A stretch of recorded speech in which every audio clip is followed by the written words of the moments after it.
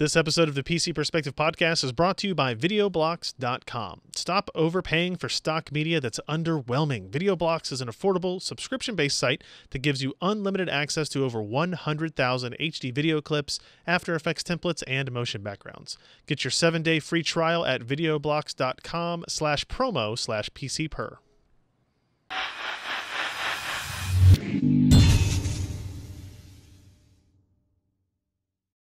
Welcome to the PC Perspective Podcast for Wednesday, September 2nd, 2015.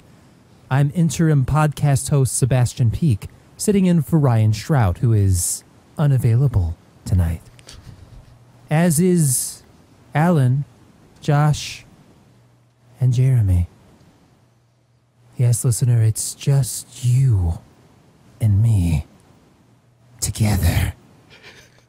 Let's do a podcast. I agree. Let's do a podcast. Welcome, everybody. Believe it or not, that was a mic test we were doing with Sebastian. He did not murder everybody and take over the show. He is here with us, but we're all here. I'm Ryan Shrout. I'm Josh Walrath. I'm Alan Malventano. I'm the aforementioned Sebastian Peak. Yes, thank you for not murdering us in our sleep, but I don't feel like I need to go over the intro stuff. Like, you know the date now, you know when we recorded the show, all that information is awesome. accurate. Should just do that from now on. Podcast number 365. Was that the right number? It's a special number. It is 365. 365 we have done days of podcast a year. If you listen to one PC Perspective podcast every day, you can get through the whole year of your life, entertained and educated. Whew. Or you could have insane. a lot of scarring on your wrists. I mean, you know, whatever. So let's just jump into this, guys. We record the show on Wednesday nights, 10 p.m. Eastern, 7 p.m. Pacific. Sometimes, most of the time. I mean, I wouldn't even go most of the time if we're really being honest about this. Sometimes we have things like where YouTube refuses to accept our video, so we have to suddenly switch over to Twitch as our primary feed provider, which is what we did today. So we started about 25 minutes late. But you know what? You didn't pay for this. This is free for you. No bitching. All right. It's free. We're here. We're doing a podcast, and that is at pcper.com/live. If you go to pcper.com/subscribe, you can sign up for a little mailing list right now that asks for your name and email address, and all we do is send you a notification about the events that we're going to do. Here's a little secret for everybody that's listening live now. If you're not on the mailing list, you should be. We are going to have another live event tomorrow. Yep. Hopefully with fewer technical glitches. Hopefully. Likely we'll have more, but hopefully fewer. We're doing way more different, unique new things for us. We're going to have a Logitech sponsored game stream where we do some racing in Project Cars, Dirt Rally, and I believe Grid Autosport, where Josh and Alan pretend to like race for real. Ryan does for about one lap. And then he drives backwards. Is in last for like by a 2-minute margin, turns around 180 and drives backwards on the track to try to run head on. That is the kind of event that I am looking forward to hosting tomorrow evening. I think we're just going to start at 8 o'clock Eastern. So pay attention to that. And we're going to give away a pair of Logitech G29 racing wheels, which are $400 value each. One slightly used by me, so I'll autograph it for you if you want when you email it, and a silver Sharpie on the bottom or on the top if you're into that. You know, whatever you're into. So make sure you sign up for that and come hang out with us tomorrow, as we'll be goofing off. I believe Josh stocked up on beer for the event. Is that a correct assumption, Mr. Walrath? I have like a year's supply downstairs, so yeah. Yeah, it's like a wine cellar full of kegs or something. Everybody's got to have goals in life. Yeah. So let's jump into stuff that happened over the last week or so. First thing I want to mention is Maury posted a review of the new ASUS Z170A motherboard. You may think that we've talked about this before. Before he had posted a preview of it, which is kind of an overview of features. It looked at kind of the layout of stuff, but it didn't really dive into the use cases for a lot of the software or firmware stuff, the UEFI information. This is now the full review that kind of goes over all the storage technology performance, looks at USB 3. I think it looks at USB 3.1 performance. Actually, I think maybe he just references ours because he didn't have 3.1 hardware yet. A very common problem in this day and age. So if you are one of those people on the lookout for a Core i7 6700K or 6600K, which is a Core i5 part because I was corrected by that in our comment section earlier, then you will be interested to see this motherboard. It's a terrific board. It follows up on ASUS's kind of well thought of series of boards from Z97, Z87. Very good feature sets, high reliability, overclockability, and this is the Z170A, which is, I don't want to say it's like a low-end board, but it's the least expensive of their channel boards, but it still offers, I think, a lot of features on there, right? So it still has USB 3.1. It's got 2 ports of it, but it does have some things like VGA and DVI that some of the higher-end boards do not have. This is more kind of leaning towards users who want a little bit more legacy support. There is a PS2 port on this as well, which is interesting because we had a reference to using one of those today here at the office. Probably still does that RAID. It only has one. No, it will still do that. It'll do the PCIe RAID with an M.2 and a PCI Express add-in card.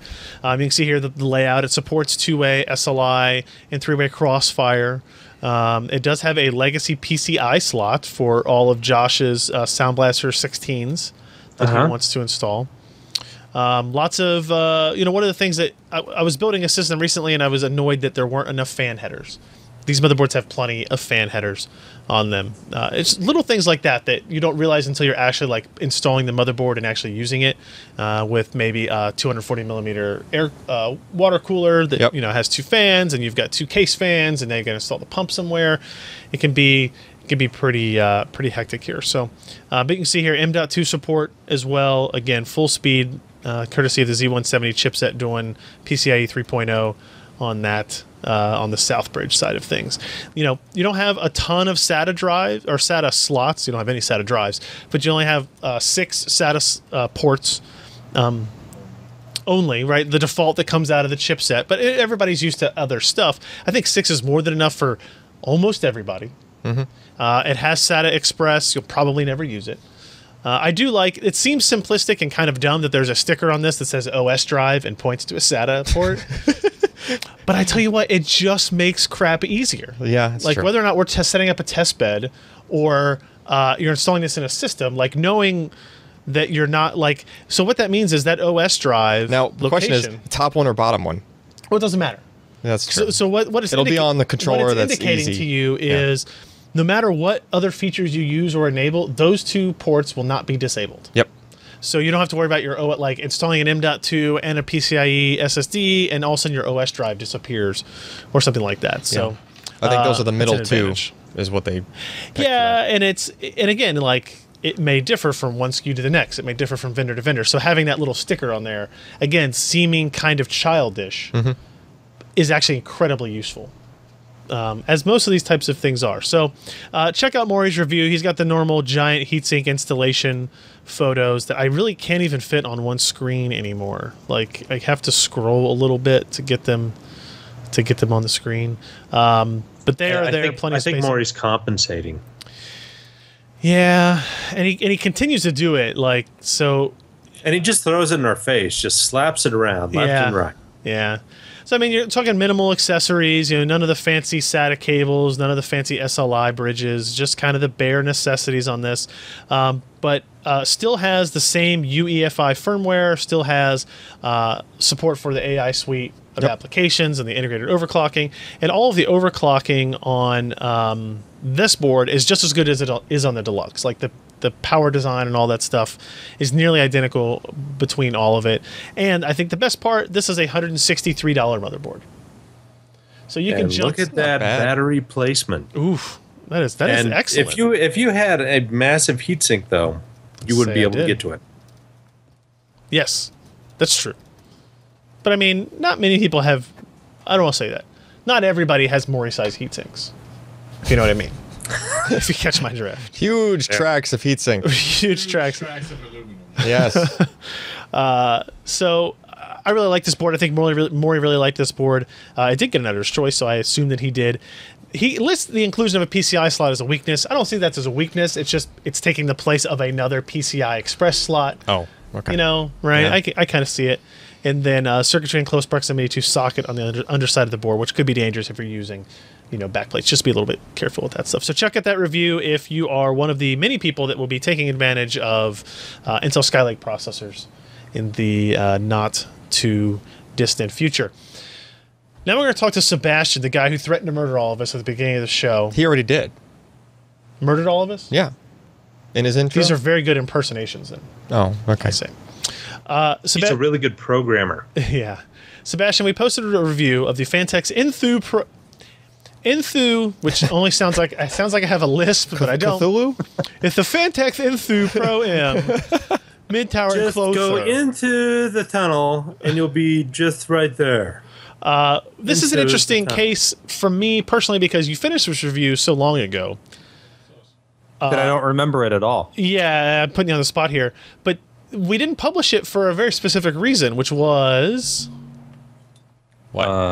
Was it not released? It was yet? not for sale yet. Oh, okay. Oh, yeah. That's the one he chose to hold off on. Because I was like, you know what, I'm going to wait till they actually show up for sale in the U.S., and then we'll do that. And I still don't think they're actually for sale, which is just one of those annoying things. They still promise me that it is. But anyway, what do you remember about the Enthoo Pro M? Well, don't worry. I have it pulled up in front of me right now. So Perfect. for the listeners and viewers, this, if you remember the Evolve ATX case we reviewed a couple of months back, it was that sort of gray monolithic aluminum thing with the wing doors that swung out from each side. Yeah. The internals of this case are identical. They use the same internal chassis, and to bring the cost down from that $120 case to the $79 price point, they used a lot of just rolled steel and plastic. So the front panel is plastic, and the rest of the case is sort of your traditional rolled steel.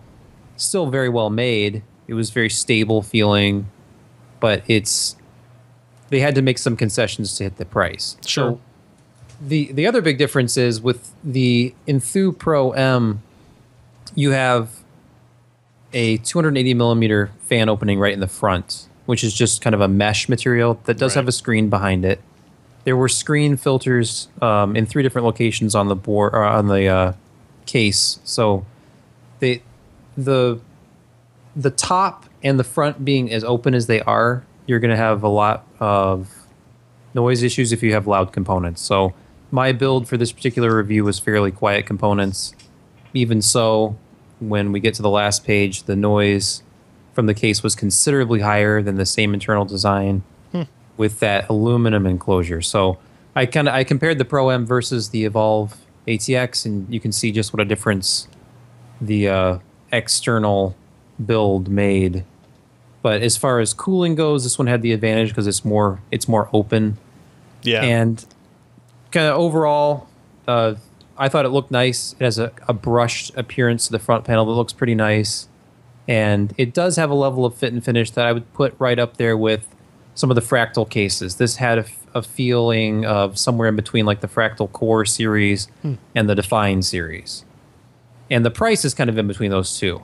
So it's kind of a nice midpoint case. They have some of the same nice features because the internals are identical. You've got completely customizable storage. Yep, right here I see that. It only came with one of the hard drive trays, though.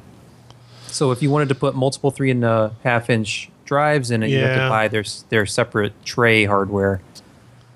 But it has the nice slide-out radiator mount on the top that makes it really easy to install. That's cool. Toolless drive bays. Yeah, I think it looks like a nice piece of hardware. You get little things like this, like the 2.5-inch mount points behind the motherboard, right? You didn't run into any spacing issues or anything with that? No, spacing was good. Cable management was just as easy as it was with the last one, and it has that same thing that we saw with the Define R5 and the Define S, those Velcro straps that are coming on more cases now. Mm-hmm. So it's really easy to manage cables. You just kind of tie them all off to the side, and there's a nice channel for it back there, so there's no space problems closing the back panel or anything like that. Yeah, I like this view of kind of a completed build here, where you got this shroud that kind of encompasses the power supply fairly well. Everything looks pretty neat and clean. And then there's those Velcro straps that Sebastian's referring to as well. Ooh. Yeah. I did a really simple build, but it's extremely easy to manage the cable mess. So what's this cost? We're talking about $79. Yep, that's their MSRP. So If it came out at like $69, I'd say absolutely, it's a great case. Somewhere in that $70 to $80 range, it looks pretty good to me. Yeah. Unfortunately, we don't know. Like, we just don't, like... Again, I just looked. It's not for sale anywhere. And we've had this review done for probably almost 2 months. Yeah. I think. So either something happened and it's never going to ship and you spent all this time creating an amazing article with fantastic photographs for nothing, or we're just really early. Maybe. We'll just be ahead of the curve. Hope it's the latter. Let's move on to a GPU that I reviewed very early last week, at least in relation to podcasts. The ASUS Strix Fury. ASUS Strix. Sorry, I was Fury. just hoping it might be that. No, it's not. It says very clearly on the thing. That's ASUS not Strix yours. Fury. Yeah. So this is a retail card of the Fury. Remember when it launched, we had the Sapphire model. This is the ASUS version. Not a lot changes in terms of specifications or performance. In fact, performance is pretty much identical out of the box. Very little clock differences here. But you get that was just the one with the... Yeah. With the... enormous heat pipes. And yes. Yeah. So the ASUS one and the Sapphire one differ in one key area, two key areas, I guess. The cooler design is you're referencing, but also the PCB design. Okay. The Sapphire design took the Fury X card PCB with its, I think it was like 7.5-inch PCB, and just now basically. You're just bragging. Now I'm just bragging. It gets smaller, Josh. Just wait. Yeah. And you cut. They basically used the same exact PCB and card and just put a larger heatsink on it. It had a little bracket on the back of it to kind of support the weight of the heatsink. Because with the heatsink, it was a full-length 10.5-inch to 11-inch card or whatever. But they didn't have a PCB going all the way through. But the ASUS card, it's a little bit different. You can see here, if you look at the back, there's a back plate here that is both protecting the back of the PCB and also providing some strengthening here. That's what this red portion is in particular.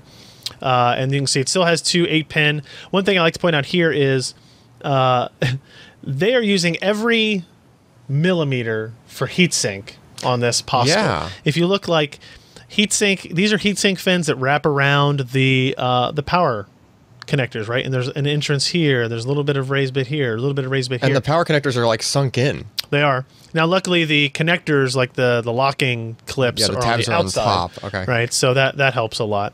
In terms of display connectivity, DVI, 3 display port, and an HDMI. That is HDMI 1.4a, obviously, still no changes there. But you can see, like, the PCB length, it is a full-length PCB, unlike all the other Fury cards that we have seen. Right. Now, if you look at the PCB, it's very empty. Like, there's not a lot of stuff going on there. Yeah. They just were able to spread it all out.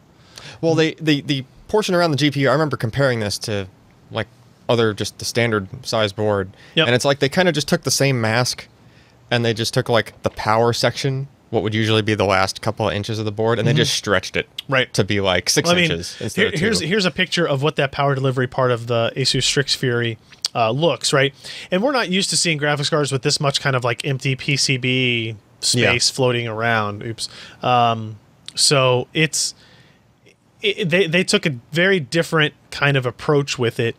And I don't know if is this better or worse? I mean, you're stretching things out so the traces are longer, which is kind of theoretically a negative. But it's just power. But you're giving it more space for thermal dissipation and all kinds of other things that may be positive. So I don't want to say less ringing and noise in terms of signal. Yeah, that's true. And I mean, all that stuff is underneath just that enormous cooler anyway. Yeah. So I'm sure it will probably stay cooler than... So stock performance is the same as a Fury. It's a $550 video card, 10-12% less than a Fury X, to give you some perspective, I guess, on it. Okay. So what I did want to talk about was like the differences between it and the Sapphire card, looking at overclocking, thermals, and noise. Right. Those are the things that you differentiate cards that are otherwise identical in terms of GPU technology. Yep. Right. So this card, the ASUS Strix R9 Fury GPU core, top overclock speed of 1050 megahertz, which equates to 5%, 1000 to 1050. That sounds like as far as we've been able to get the other ones to go, It's as far as the Fury X has been able to go. It's as far as the Sapphire Fury card was able to go. Really no changes at all here. Still a disappointing card in terms of being able to overclock. So with those... So, you know you don't have the potential for a pump wine, sure, but like the fans on that running like full load compared to the fan of the cooler of a Fury X. So like how is that compared? Well, so if you look at the sound level graph, you'll see that under load, the ASUS Strix Fury card drew just over 35, or produced just over 35 dBA. The Sapphire one was quieter, actually, at 32. Okay. But the Fury X was the loudest at 36. Some of that might have been the pump, though. Some of it, but not all of it. Right. Like, and if you look at this, it makes it look like the Fury X and the Strix card are kind of very similar in noise production. I still have yet to actually have a Fury X card that did not have pump whine. Yeah. So my advice and kind of recommendation would be that the Strix is going to be quieter than the Fury X from a user perspective because of the lack of pump whine. Yeah. Right. So you get more traditional noise that you would get, right, where it's white noise, it's fan noise, it's air movement. You're more used to it. It's a very silent. It's a very different profile. Yeah. Than what we had before. Just that white noise profile. It does really just sound like white noise that's being generated by something. It's very different. It's very different than what you get on the Fury X. If you look at temperatures, the Fury Strix is 5 degrees cooler than the Sapphire Fury. Okay, but still warmer than. But still, Fury X. the Fury X has the water cooler on it. It's running at 56 degrees Celsius. That's fantastic. But 70 to 75 is well under what the 290X, you're looking at a 10-degree difference between the R9 290X, which I will point out is not a reference one. That is an ASUS Direct CU2. Okay, so with an improved air cooler, right? So you're still getting a 10-degree C delta down on the Fury Strix. Now you look at the temperature difference, 70, 75, and you look at the sound difference between the Sapphire and the ASUS, and you start to see that chances are, if ASUS was willing to let the temperature get a little bit higher, they could lower their noise level. Yeah, they can. Right? Yeah. There's this very obvious trade-off where nobody's making revolutionary coolers at this point. They're all kind of iterative. They're all everybody knows how heat pipes work. Yes, some do better than others, but there's nothing dramatically different. So if they wanted to, they could probably bring that noise level down, and especially since you're only getting like 5% of an overclock out of that GPU, seemingly regardless of temperature to some extent, right? Since you're getting the same overclock out of these than you were out of the water cooled one, which was running like more than 10 degrees cooler, right? Clearly, it doesn't matter. It doesn't seem to matter, at least not up till the temperatures we saw. So I really like this card. I think I gave it a gold award. I think if you find it and you can buy it and it's in your budget, I think the ASUS Strix Fury is a fantastic product. The problem is availability of the Fury and the Fury X are still really crappy. Yeah. It's still really bad. I'm going to click on this Amazon listing here for it. And it's still listed as $569, which is kind of the MSRP I expected it to be at. But it's still listed as ships within 3 to 4 weeks, which is essentially a pre-order, and that's what it was when I published this review last week. So it's possible that they're getting in, a dozen at a time and shipping them out, and then the wait just continues to be 3 to 4 weeks, or that it's possible that nobody's getting anything on this, and it's really hard to. The Sapphire is in stock at Amazon. Well, at least at Newegg. At Newegg. The WEG. Okay. that's a good product too, right? Like I said, the differences between these two cards are somewhat minimal. But this is the only one I have left at the office, and I am a fan of it. I think it does a really, really good job. And for the price, what it does to the GTX 980 and how close it gets to the 980 Ti, like those are, I think it's a winning card if they were actually available able to sell it. Yeah, I guess. So yeah, there's that.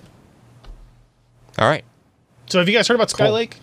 No, I haven't heard of that yet. What is that? What is Skylake? Josh, if you were to pick a number of how many processors Intel should release in one day, what would you pick?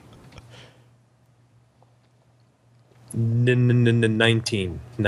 Okay, I'm going to need another guess from Sebastian, although I know that you edited the article, so you probably already know the answer. But if you were to guess, how many processors Intel would kind of announce and release in one day? In one day, between desktop and mobile? Yeah. 8. Okay, you guys are both really close. The answer is 46. What? 46 SKUs were announced yesterday. Now, I know they like segmenting. But that's kind of a little bit ridiculous. So you got. Okay, here, let me break this down for you. Let's break this down in table form. Okay, so desktop and mobile. So now you have two. So can you do it in wrap? Break it down. Break it down. So now, I'm going to skip a over. Story I'd like to tell about Intel brothers and their SKUs so well. It's pretty good. You want to keep going or no? Go ahead. Okay. I mean, so there's some slides here. I'm going to skip over it. It's kind of like, yes, we're better. I will point out this slide. They talk about 2.5x performance, 30x graphics improvement, and 3x battery life. That is compared to not in the same chip. Right. They are comparing a Skylake to a 2010 Core i5 part. What? So they're basically saying if you've had a laptop for 5 years, it's time for you to upgrade, and here's the advantages you'll get. These are valid points. But 46 SKUs. But in context, it's not incredibly useful. So let's talk about the SKUs, okay? We're gonna look at mobile first, all right? We're gonna go from top down. We're gonna go the highest wattage mobile SKUs, 45 watts. Okay, wait. How many of the 46 is mobile? I don't know. Half. Is it just half? Because I kind of would have thought that maybe I don't know. more. Count along with me. Oh, okay. So the 45 watt SKUs are the ones you're going to see in gaming machines, mobile workstations, high-end mobile PCs, right? So you've got the Core i7 6920HQ, 4 cores, 8 threads, 2.9 gigahertz base clock, 3.8 gigahertz turbo clock, support for... That should definitely say DDR4 memory speed at 2133, not LPDDR3. We'll have to go and change those, the labels there. L3 cache, 8 megs, TDP4, 45 watts. Price, $568. For a mobile part. This is the most expensive Skylake processor that exists today. Mobile? Not Xeon. That's mobile? It's mobile. Okay. All the parts I'm talking about now are mobile. So you can go down a little bit here. The 6820 loses a couple hundred megahertz frequency, but otherwise is the same. The only thing I'll point out here that's interesting is you have this 6820 HQ, the 6820 HK, which is interesting because it's an unlocked part, the first unlocked mobile part. CPU? Wow, that's cool. Right, so that will be used by ASUS, MSI, those guys to have like overclocking friendly mobile machines, which is pretty cool. Okay. Right. And the 6700 HQ that is actually 100 megahertz slower than those other two parts, all selling for $378, which is kind of messed up. Yeah. Right. OEMs are responsible for this. It's not really an end user type decision. Are those prices like the bulk pricing numbers? Yeah, I mean, those are? Here's the thing. Again, you're not buying this, so there's just deals being made between ASUS, MSI. Hey, if you buy, we know the 6700 HQ is not as fast as the 6820 HQ. Yeah. We'll give them to you for $360 if you buy all of those instead, right? Yeah. So that's really what they're leaving room for here. They've got a couple of Core i5 parts that are quad core. Again, $250 on that, and then there's even a Core i3 with a 35 watt TDP, 2-core, 4-thread, $225. All right. So 26 of those are mobile. Is that what you counted? That's what Arbiter. Somebody else counted. Yes. Okay, 26 of the 46. Yes. So more than half. Yeah. Okay. So now you got 20 left. So that are desktop. 28 watts. That's an interesting point because so that's another set of them. It's unique in that all of these use Iris graphics. Not Iris Pro, but Iris. Iris Pro has 128 megs of EDRAM. Iris has 64 megs. So they went back on purpose in order to have lower power consumption. So I think what you should think of this is as 15-watt parts pushed up more to allow more room for that EDRAM and graphics performance to thrive. Sure. The problem is we don't know anything about the graphics implementations in terms of... well, no, I'd take that back. The 550 has 48 execution units and 64 megs of EDRAM. That's twice the EUs of... the 530, the HD 530 graphics used in the 45-watt parts that we talked about. Okay, so a little bit beefier graphics. So these are going to be much better graphics performance, right? With the embedded DRAM, the higher-end parts, but they're 28-watt parts, no prices listed. No prices are listed for anything that has EDRAM. Okay. Which is dumb, but whatever you're going to do. Also, all these are dual-core, hyper-threaded, no quad-core parts in this. So again, the kind of segmentation between... If you want EDRAM for graphics or even general purpose computing, you have to make these other sacrifices versus what you could do otherwise. There will be other Iris Pro parts launched in the later this year, so there will be more than 46 SKUs eventually. But okay, so that was only another 4 of them. Yep, and then you go down to the 15-watt parts, and this is where the bulk of it is. Most of the laptops, your Dell XPS 13, your MacBooks, all those are going to use 15-watt parts or lower. Well, only the Airs. Yeah, the Airs will use the lower. Yeah, the MacBook Pros. MacBook Pros all use 15-watt parts? No. Oh, they'll use the 45 watt parts? Yeah, they have Iris and Iris Pro in them. They use the 45 watt parts. Okay, well, I'll be interested to see what they do for that. So the 15 watt parts, okay, you'll find in your generic kind of thin and lights, Ultrabooks, Yep. whatever. This is like the Core i7 Everything else. 6700 or 6600U, 6500U. Yeah. You know, you're used to the 4500U, the 5500U. This is that progression here. What's interesting here in this case is that for each of these parts, there is a corresponding one with the HD 520 graphics and one with the Iris 540. Is that still not Iris Pro? It's not Iris Pro, but 64 megs of EDRAM. Okay. And twice the execution units of the 520. So the 520, the 520 and the 530 just differ by clock speed. The 540 and the 550 only differ by clock speed. Sure. As well. So that's pretty graphics, interesting. okay. Compared to what we've been seeing for generations and generations Right. with the GPUs on the Ultrabook parts, that's kind of awesome. Yeah, like they're going to have EDRAM capable versions of these 15 watt parts, and that's not really been a thing before. Maybe part of this big spread is because, especially like on the OEM side, like I guess there was not a lot of different choices for them to have different, you know. Even if there were, they all homogenized on one, Yeah. seemingly at a Yeah, time. it was typically- right? it was Like usually just- every Lenovo used the same processor. Right. It was usually just one. 4250U. Right. It was just one processor, or maybe just like, you know, one processor with a couple of different clock speeds to it, right? Like Right. a couple different SKUs, basically, right? So this might give them a little more choice. It does. It does. And I'm, you know. I'm very curious to see what vendors choose to use just the base graphics, which vendors choose to use the Iris, and what the benefits there are. Yeah. Right? Not just for graphics, but I think we've proven that using it just as an L4 cache, you could see some potentially interesting use cases for that on the 15 watt part. I So wonder there's if like a specific bunch of those. vendor wanted this. I don't know. I don't think a specific one. I would think like Or- feedback from a lot of them, maybe. Like Apple said, "Hey, we want the L4 cache. Give us the, Right. They would have the power to give do us the that. part." Yeah. And it may be possible that we only ever see these parts in an Apple machine, which would piss a lot of people off, but Yeah. it's not the first time it would happen. And then we'll end here on the mobile side with the 4.5 watt parts, which are the Core M processor, still Skylake architecture, still dual core hyper-threaded, but we're talking about base clocks of 1.2 gigahertz and turbo clocks at 3.1. Which is really freaking high for a turbo clock. You're talking about a 1.9 gigahertz range from base to turbo. It's Yeah. a huge amount. Now, obviously, it in only, these it only form holds that factors- for a few seconds. Oh, though. yeah. If that, honestly. Right? In the form factors you're going to find these machines, they're not going to run at 3.1 for very long at all. Fanless designs. Yeah. The idea is, you know, you launch Office, Right. right? You want speed while Office is trying to launch. Right. You want You know. mouse responsiveness. You want touchscreen Yeah. responsiveness. All that happens with the quick boost up to higher frequency. Also note, it has a 4.5 watt TDP, all of these, and they can be configured to 7 or 3.5 watts. Yep. So if Lenovo builds a machine that they want to put that in, but they build a little bit better cooling system in, they can bump up the clock speed so it's going to hover closer to 3.1 for a little bit longer. Or if they want to build a smaller one, they can take it down to 3.5 and have it be closer to that 1.2 more often.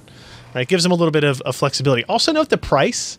That Core M processor is $393, which is the same price as the Core i7 6600U.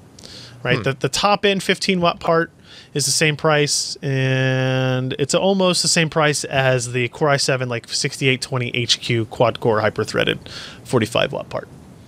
But you're really paying for the low power consumption Yep. when it gets down to those, Yep. though. Because they're not as fast. Correct. You know. You're paying for You're paying efficiency. for power sipping. So essentially, we'll continue to see the premium laptops in the $1,200 range. Yeah, I mean, no changes. No matter if you want a sort of mid-range gaming laptop, a nice Ultrabook, or a nice fanless tablet, Yep. it'll be about $1,200. Yep. I think your what's the terminology for kind of average selling prices? Is it ASPs? Did I say it? I think I just said so, it. yeah. Like they don't want that to drop. Intel doesn't want that to drop. They need their profit margins to stay high. Yep. All the vendors want it to maintain a level, and as long as they continue to innovate in product designs, I think that's fair. Okay. Desktop SKUs. We've already talked about the 6700 and 6600K. Those are still things. Now we have 35 watt parts on the desktop. Ooh. These are LGA. All these are LGA parts, right? So you could theoretically buy an H10. What is it? Wait, how many watts were the ones we already 150? looked at? Huh? How many watts were the ones we already looked 91. at? Okay. right? So this is extremely low for a desktop part, 35 watts.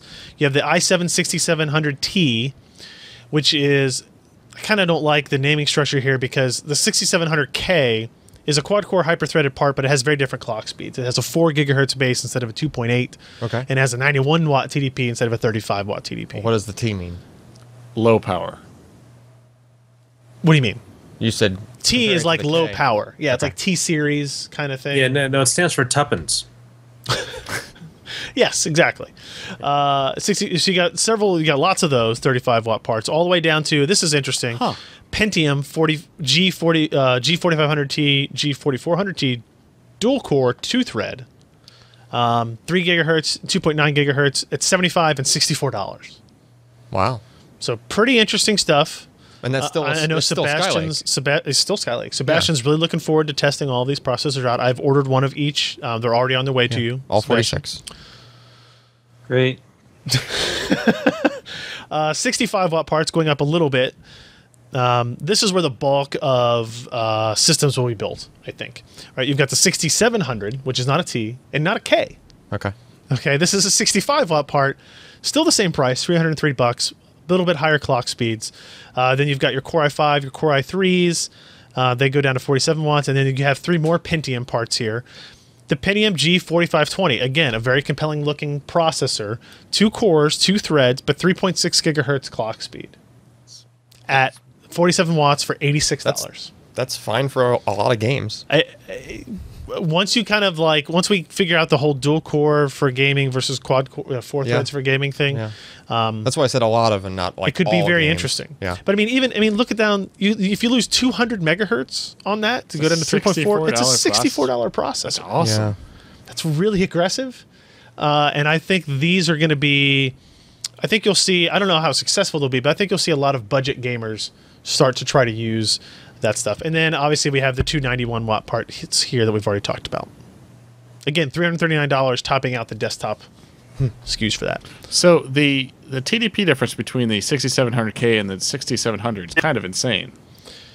Right? 91 to 65. That's not usually how we see that. It's usually just the unlockedness. So the difference is like the base clock. 4770K to the 4770 was like 100 megahertz slower and just not unlocked. Yeah. Think of it more as the 4790K, Devil's Canyon type stuff, because the base clock here is 3.4 and the base clock here is 4. Yeah. So you're 600 megahertz higher base clock. And chances are the 6700's non-Ks could probably go that speed, a lot of them, and they're just kind of bidding it. Again, they're bidding for lower power is worth more. But in this case, like, well, if we've got some that require a little bit more power, that's fine. We've got a TDP setting for that, and it also allows them to overclock up. So, you know, if you're not an overclocker, the 6700K... But it's a locked part. Huh? It's a locked part. Right, that's what I'm saying. The 6700 is a locked part. Yeah. It could probably go higher. Ah, okay. Do you think those But it 65 won't. watt parts might be a little bit more like they would tend to not stick to their turbo speed as long, maybe because of temperature or something? I mean, they would have to stay within that 65 watt thermal envelope. Right, It's that's possible. what I mean. Yeah, Like they might not be just going turbo all the time. Correct. If you were correct. That's possible too, right? In the same way, we'll talk about the R9 Nano later. Is kind of like maintaining clock speed in order to set this thermal level. So, so that's Skylake. We don't have any reviews of any of this stuff, and the system should be out in about a month, like the laptops. Yep. Still no word when actual processors will ship. Maybe never. Well, we got reviews of a couple of those. We have the 6700K review. Okay, one out of 46. 45 to go. 45 to go. Yep. Any thoughts on that, or can we please move on? I think we've beaten. Let's move on. Okay. Skylake to death. Async shaders. I don't really know what to say to this. I do have one thing to say. Okay, go please then. This is what the world looks like when AMD is not successful or competitive. What do you mean? Oh, you mean you're talking about Skylake again? Yes. Okay. Oh. So you're I'm moving saying along. Well- Intel made all these SKUs to make up for AMD not having a bunch of processor SKUs. So they're just like, well, we have to make up for the competition. Yeah, I mean, what do you mean? You're talking about like the fact that prices aren't down, or what do you mean? Yeah, I mean, they're saturating the entire market with. Oh Yeah. God, yeah. Yeah, they're Same saturating every possible nook and cranny. Exactly. Of the market with that. And not only that, but how big of a jump have we seen in the past couple of years as compared to, say, 2000 to 2005? Yeah, that's true. So, and part of that is, process technology and limitations therein.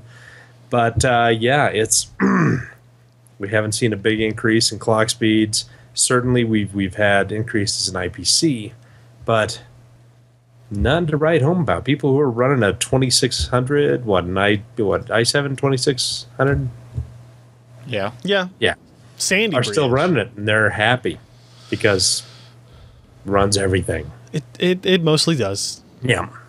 I refer you back to the initial Skylake review to see the advantages and disadvantages of that argument, because there are some, obviously, especially power. But yeah. So Scott wrote up an editorial for us about asynchronous shaders. Hot topic this week. Everybody's talking about asynchronous shaders. Everybody's talking about it. The idea of an asynchronous shader is, Josh, correct me if I'm wrong here, basically the idea is to fill the GPU pipeline as much as possible, and if there's ever a bubble in it, fill it with another workload, specifically a shader that is asynchronous to the one that's currently running, allowing it to run kind of two contexts at the same time, improving overall throughput, or more, improving throughput through the GPU in its entirety. It's like command queuing for SSDs.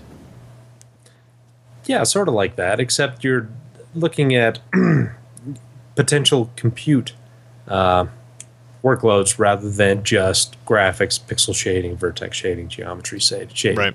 And in some places, you get context switching when you have a graphics workload and you go to compute and you have to have this context switch, and that takes up cycles. Well, and at least in AMD's implementation, you don't have that kind of decrease in performance due to context switching, because you've got, kind of the one. I'm trying to think what they call it, but it's primarily the graphics pipeline, and then it's got like 32 async slots that can be filled, or 64 depending on how many. And instead of having to go through, because that was one of the big things in previous CPUs, is if you did context switching, it would take just a lot of cycles, kill your performance, and it's a pain in the ass. So in this, AMD has done pretty well on the front end of their designs to handle asynchronous shaders really well. So the reason this came up is with the release of Ashes of the Singularity, where AMD had this huge gains in DX12. It started to come out that, the developer of the Oxide engine, or the Nitrous engine from Oxide, basically said, the AMD sees a little bit more advantage because they're better at asynchronous shaders. We take advantage of a modest amount of asynchronous shading, and we tried to implement that on the NVIDIA hardware, and even though it said it was a supported feature of DX12, it was a mess from performance. The quote is, it was a mess for performance and conformance, right? Yeah. So it just didn't work. NVIDIA handles it differently than AMD handles it. Clearly. Yeah. So then it became out, it's like, does NVIDIA even support that part of DX12? By the way, it is an optional portion of DX12. It's not a requirement for DX12. But they do support it. Apparently, they technically do support it. It just operates in a different way, right? It just works differently. And what I think is fair to look at this is the GCN architecture. Correct me again if I'm wrong, Josh. The GCN architecture just seems to have been architected more specifically for low cost to context switch, and that is an advantage they are taking hold of now in this particular use case. Yeah. Well, certainly, because if you look at GCN architecture from the very beginning, they have a really good balance of compute and then graphics throughput. And if you look at each of those GCN cores, they're really flexible in what they're able to do. They may not be as efficient as what NVIDIA is able to do with the Maxwell architecture, but they're a little bit more general. They have a little bit more throughput in this. And I think AMD was kind of making the long play here with GCN, and then implementing and introducing Mantle, pushing that off to the OpenGL guys to make Vulkan. They probably did all kinds of work with Microsoft and doing a lot of the legwork. So their design kind of fits in with some of these specific technological advances a little bit better than what NVIDIA does. Even though Maxwell is a really interesting and good architecture and certainly power efficient, it just doesn't seem as flexible, even though they have improved things in there as compared to Kepler and Fermi before it. But still, it is interesting to see how flexible AMD has been with GCN, and hopefully it'll work out for them, because that whole 20% of graphics market share for add-in cards it's got to be stinging. Right.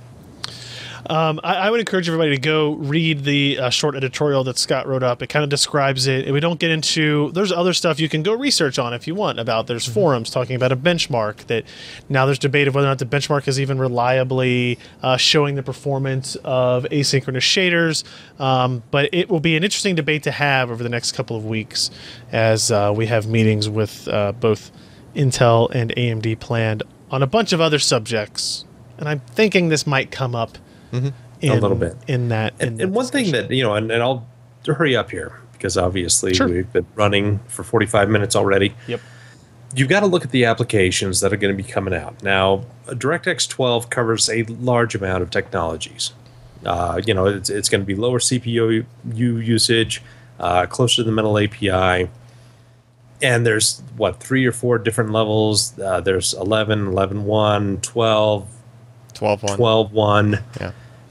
And not every application has to leverage the very top levels of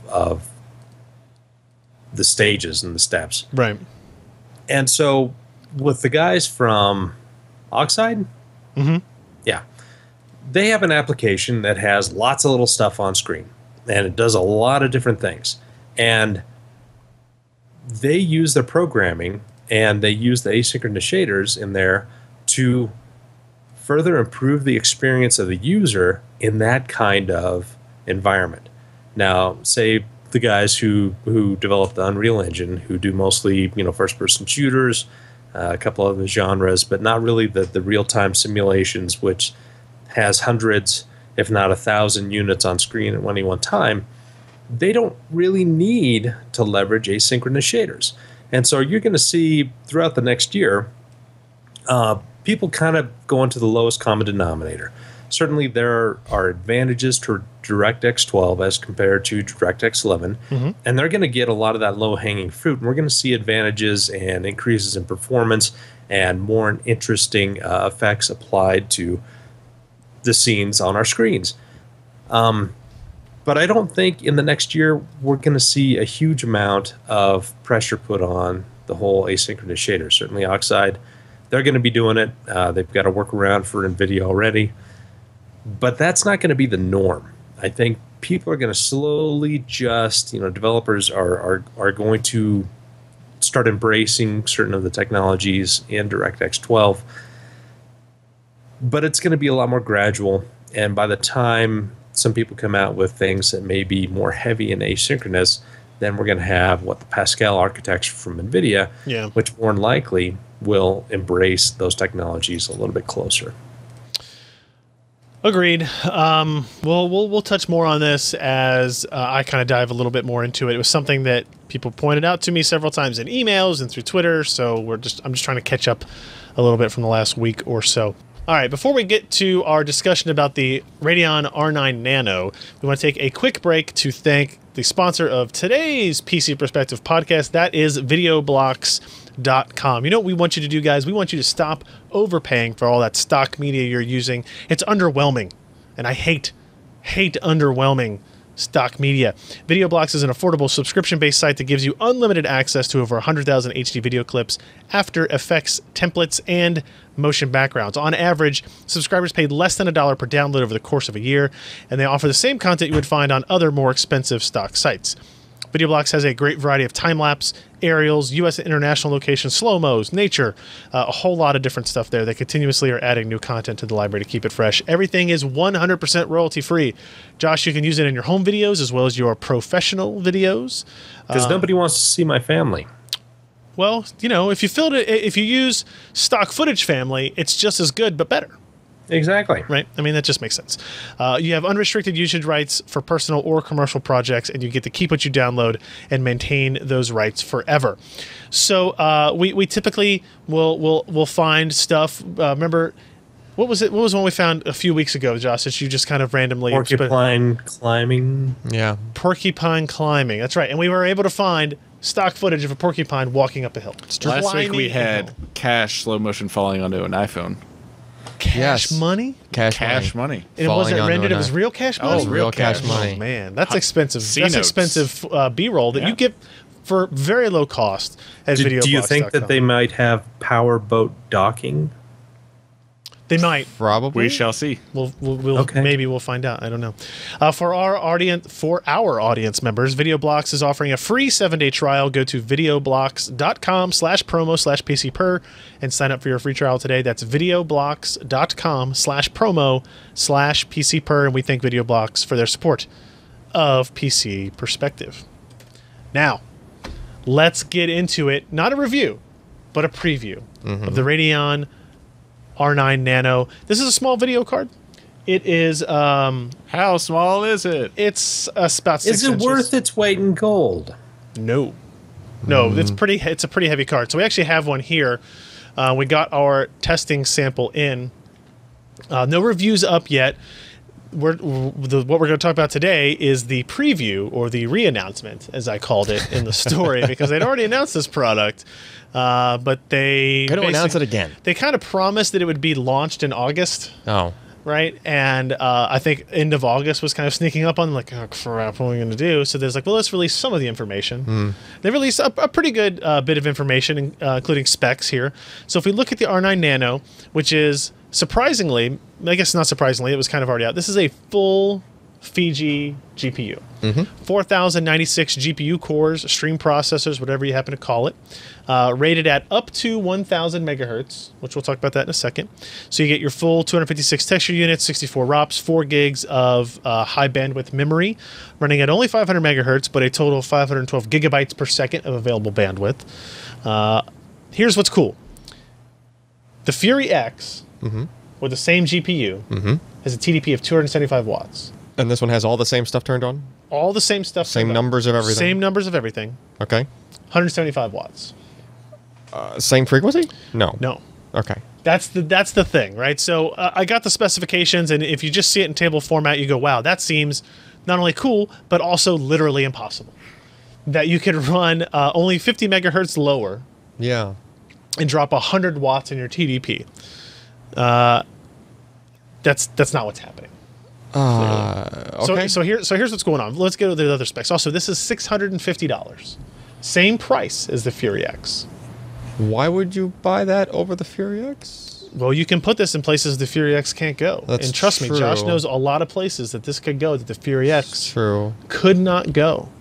Because have you ever tried inserting that fan and heatsink and reservoir all? Never No, mind. nope, I have not. It's like So- it's like a dongle. You just let it hang out. So let's talk about the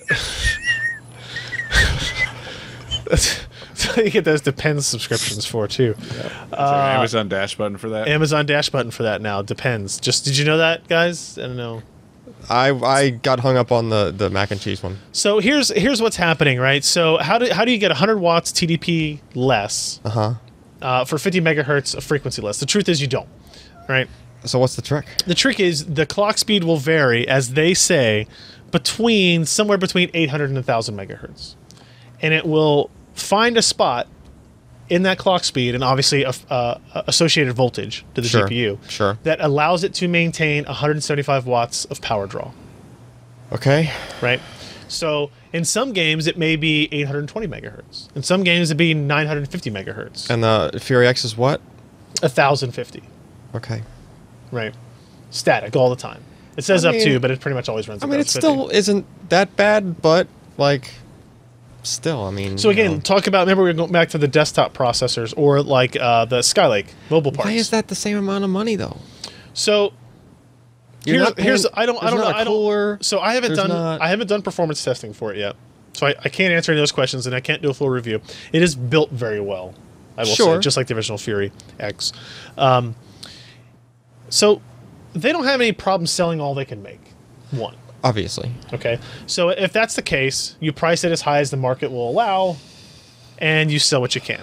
Okay. Two, potentially, again, I haven't looked at the performance numbers. If they're close to the Fury, you're getting almost the same performance at a lot lower TDP than even the Fury card. Right. In a package that's almost half the size. You have to need the small package, though. Like, you have to have a tiny case, something. Like, you have to all kinds of small you have to be things in you a need. situation that you need something that small. So in the same way that you pay $393 for the top end Core M processor, sure, that only runs at 4.5 watts and you're paying extra and is lower for performance, the you're paying extra for efficiency and form factor. And that's what AMD thinks people will be willing to pay for with the R9 Nano, is efficiency and form factor. I just feel like it's not quite the same thing, though. I tend to agree. We'll see once we get our testing done. But You're talking about desktop parts here. You're talking about pretty much all cases nowadays have mounts, special spots for coolers. Like sure. separate So this is not coolers meant and like stuff. if you're There are gonna, a lot of mini ITX machines. I get that. If you're going to build a machine in an ATX case or a micro ATX case, don't buy this card. Right. Like, I can tell you that already. Like, if it will fit a Fury or a Fury X, buy the Fury or Fury If you're doing X. home theater build and you want AMD, You're doing a home theater build, you're doing like a super small form factor, just like that would be good for that. really small form factor. You know, what did we try to pull up before? The Alienware X51. Yeah. We don't know if it'll fit in it, but there's an it, idea. It will fit in it. It will fit in I'm it. sure. Right. Probably. And so Pretty we're sure talking the about power Discuss this supply is fully, large enough. it will fit. It actually has a lot of room to spare. right, and it's 175 watts, so it's not going to like kill power draw on something like that. That's true. The idea is you can put this in places you can't put other things. As generic as that sounds, and the truth is AMD needs to prove what those places are. Wonder if there's. I any would say chance- personal computer desktops. That's a good one. It's a good start. This could be the new 750 Ti. Think about it. It's drop it in any case. It's small. Doesn't take up that much power at 175 watts. I mean, it's higher than the 750 Ti. 750 Ti was like 75 watts, I think. Yeah, but as long as- 750 Ti ran off of the motherboard only. Correct. And this will require what, like a 500 watt power supply or a 400 watt power supply? Right. Obviously, I mean, we haven't tested it yet, so we don't know. But I'm just curious to know, like, how much more headroom you get out of that if you ran the fan. Like, So here's what's really high interesting. They did speed, say in this article, like if like overclocking this is a totally different thing. Like if you go into the if for some reason you put this in a regular case that doesn't have thermal restrictions, you can go into the control panel and like turn the power up to 275. No, I don't think you can go that high. Oh. I mean, it is a fairly small cooler, right? But say I want to add 20% to it or something like that, or 50% to it, or whatever it is. Well, I mean, because there's going to be water blocks then are the probably going clock to come out speed will for be able that. to go up. Water but blocks might come out for It that. might, yeah. So the clock speed will go up, but at the expense of efficiency and at the expense of sound, right? The fan will have to spin louder. So they built a card that targets a specific shape, size, and thermal efficiency. But even if you could overclock on that and get a decent percentage, you know that the percentage you're going to get is never going to be that much, like 5% higher than like 1050. Because you're never going to go over like you're never going to get that high. 1050. It's never going to go over the Fury and the Fury X, right? But maybe you get 50. Maybe you get up to 950. Maybe you stay there more. Regularly. Maybe you stay there more often. Yeah. In more games and stuff. Yeah. Okay. As long as, like, as far as we know, AMD has built a part that NVIDIA can't. Right, that's true, right? The competition to this is the best NVIDIA has to offer in this form factor is a GTX 970. Yep. Which this is going to be clearly faster than. Yes. Right? So... Whereas people will pay, let's say, $500 more for 20% on a Titan versus whatever the equivalent GeForce is. Yeah. Well, obviously that doesn't apply right now, but that's how they price Titans. If you can get 20% more performance out in your ITX box, this is the card. Like, I'm trying to remember the wording that Victor from AMD told me when we did our briefing on this. It was like, you're going to sacrifice performance, some amount of performance, and you distribute that value to power efficiency and form factor. Yeah. And then you go the other way around, right, with other products, right? The Fury does a slightly different thing. The Fury X does a slightly different thing. And so in the same way we have Ultrabook processors, you're sacrificing certain things to get this form factor. Yep. And it's never really been done before on kind of this aggressive of a level on the desktop GPU side. So at least on the high end desktop GPU side. So I'll be very curious to see how performance looks and then kind of what the response is. And again, like I said, chances are they're not making 10,000 of them. So they'll be able to sell. Don't do that. Don't break it before I test it. It's not going to do that either. Don't. Oh man. Well, so there's that. So that's the Nano preview. AMD's going to have a live stream tomorrow, apparently, where they show off some mods that maybe use it, right? So that would be an interesting use case for it. Okay. Very unique designs for that. We'll see how that works out. But next week is when we'll have our review of it, and we will look at it both from like a generic performance standpoint, and then like, okay, small build. This is the best from AMD. Here's the best from NVIDIA. What do we get? What's the temperatures, the thermals, the experience? Nothing ever came of that really cool looking thing that they showed off. No, that was like a. That was just a. It was just like demo. a technology demo. It was a mirage. Yeah. Yeah. Okay, guys, how quick can we get through all this crap? The news. The news. Probably like 5 minutes. My two are pretty quick. Probably like 5 minutes. Yeah. You think? Yeah. So we'll have another review on this coming up in the future. Logitech announced the release the G633 and G933 headsets. I went up to Camas, Washington, which is Camas? like 20. Yeah. Okay. CAMAS, which is where Logitech has their audio development facility. It used to be Ultimate Ears, who they bought. I thought it was somebody else. No, they bought Ultimate Ears. Okay. Went up there. It's like 25 minutes outside of Portland. Saw their facilities. Very impressive stuff. Yeah. Got to test the hardware out. Got to bring one of brought the wired set home. They sound excellent. Have really great features. I really like how they sound. Like, these two guys are bigger audio pricks than I am in terms of just especially. We have ears that work. Kim. We don't buy Beats and use them like you. The qualifier is for a PC headset, obviously. But they don't want to do that. But they sound great. See, that was like the thing when they amazing went for into that. this thing is we're tired of the modifier. It's These still- sound it's pretty still good gonna happen. for a gaming headset, It's but they still don't gonna have happen. to. They maybe even if these aren't the perfect version box, of it. Doesn't the box say gaming headset on it? I don't know. I mean, it's still a gaming headset, right? But like, would you, styling aside, wear these to the airport like instead of your styling aside, instead yes. of your yes, I would. Sennheisers or something like that, right? Yes. Because you could those do are it. kind of big to be doing that. They're with. a little big and bulky for that. I agree. Yeah. But do your Sennheisers have RGB lighting? I wish. Loser. I don't need it. but- So it has improved functionality in a lot of ways. Like it has a new what? speaker Driver. Thank you. That they talked about how they engineered from plastic back to a weave fabric and how that changed the profile of what was being produced, and they're trying to break the, hey, you know what, we can do this in a gaming headset form factor as well as anybody else can. And I think they did a very, very, very good job. It sounds worlds better than like the G430 that we had. Yep. And what's the other one over here, the 930 Yeah. that we have. I like that it came with a cord that you can use with your phone that has a mic, Inline mic. inline mic, or you can use the mic that's the boom mic. By the way, from the never said headset. they never said the name of this. This is the Artemis Spectrum G633 and G933. Yeah, they just seemed very flexible on like, you know, you can have it connected to your phone while it's connected.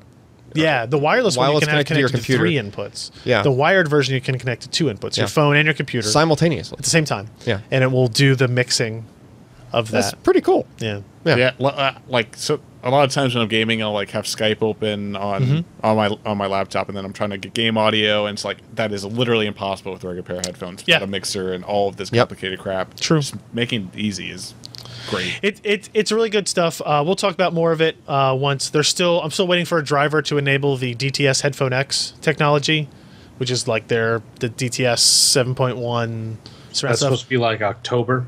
Yeah, I think so. I think September 20th is what I heard now. I saw a demo of that, and we'll talk about it later, but I was blown away by the accuracy of the virtual 7.1 stuff, but that will be coming a little bit down the line.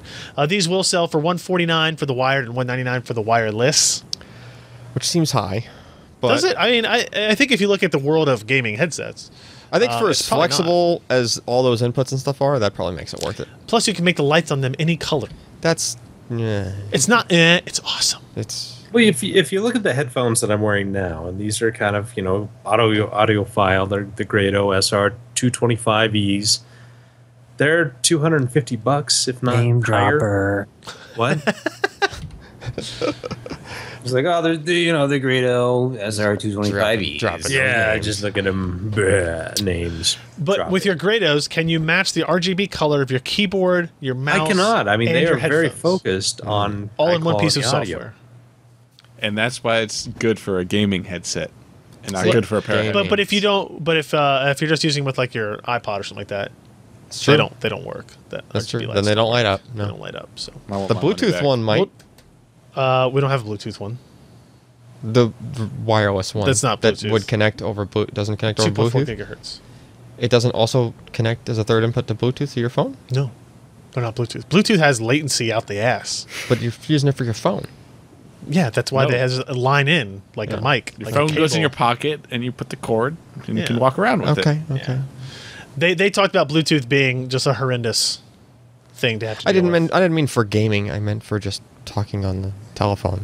The other. Who purpose wants of a it. latency? Have when you I'm talking ever on the heard phone? good sounding Bluetooth audio? It's No. A2DP, it's generic. It- which that could do. Anyway, let's move on. Remember how we were going to do these quickly? Anyway, we'll No. come back to that later.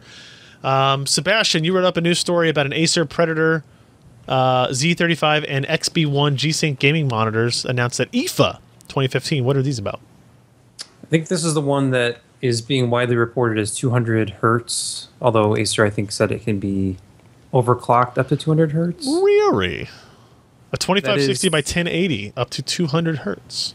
Right. 2560 by Oh. 1080. It looks really nice. They had actually released a couple of different monitors. One of them was curved. One of them is more of your standard. They had one that was offered in a 27 and a 28 inch, and they were slightly different. But it's got that kind of aggressive Yep. styling that we've seen with like the latest from ASUS as well. Yep. Looks good. And the XB1 is their more conventional flat, non-curved display. They have one that is 4K, I believe. That's the 28-inch model. All right. And that's also IPS. The 4K and the 27-inch 1440p are both, like, what is it, 144 hertz. Yeah, support NVIDIA ULMB and G-Sync, I assume, for both of these. I guess if they do ULMB, chances are they do G-Sync. Yes. Yep. They are. The XB ones are both G-Sync enabled monitors, and the XB one is going to start at $799. I'm sure that's for this. That's for the non 4K model. They didn't list Yeah. the price on the 4K, and that big curved 21.9 G-Sync 200 hertz monitor is $1199.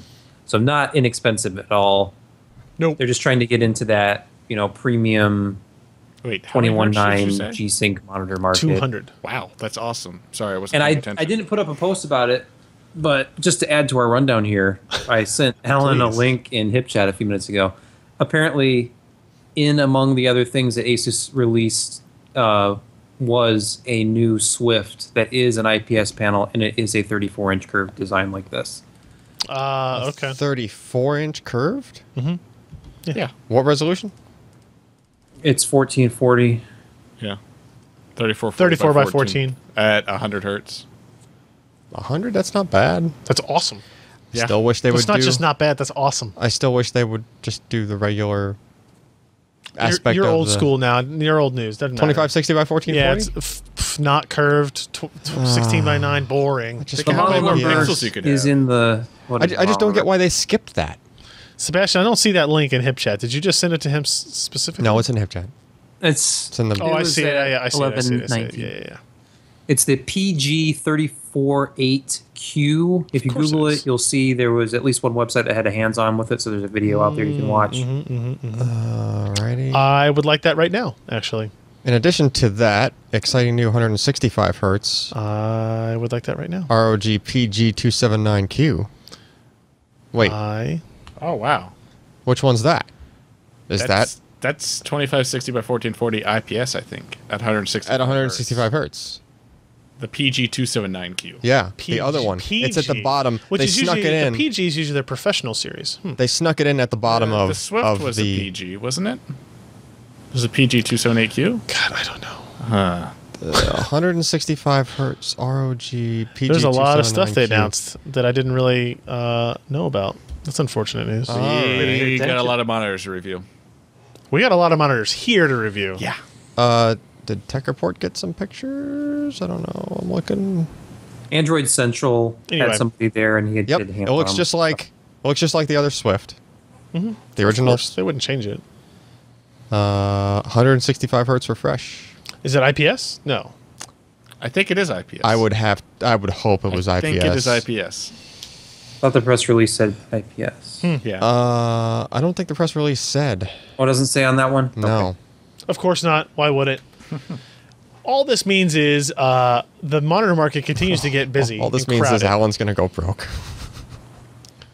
That's all this That means. means if you bought a monitor 6 months ago, Just Yeah. like Just like if you bought a don't worry router about it. 6 months ago. yeah. Speaking of which, if you thought routers looked crazy before, Yeah. look at this SOB. What the heck?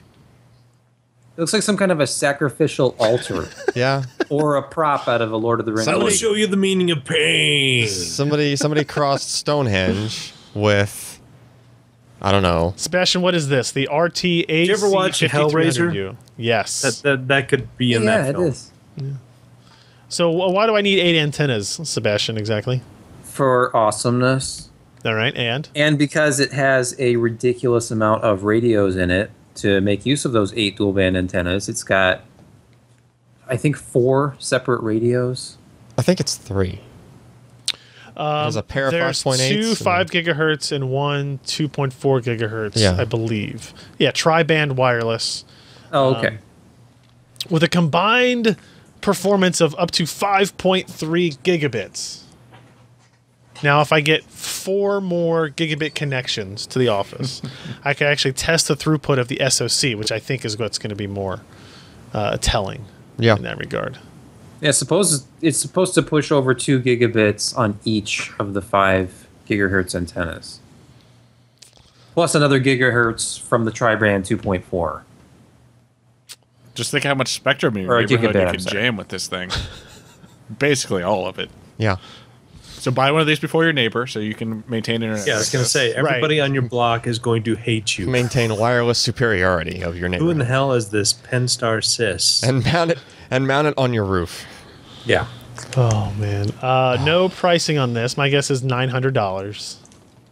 It has kind of that look, doesn't it?